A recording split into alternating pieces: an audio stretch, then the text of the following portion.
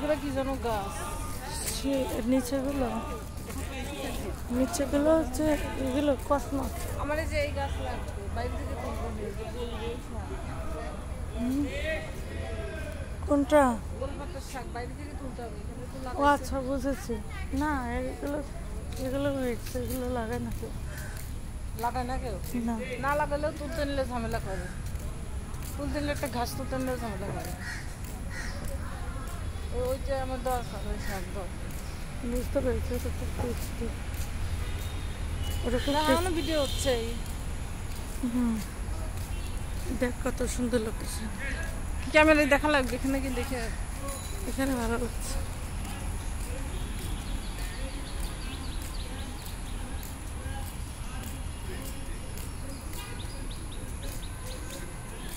পার্কটার মান অনেক উন্নত করে ফেলছে।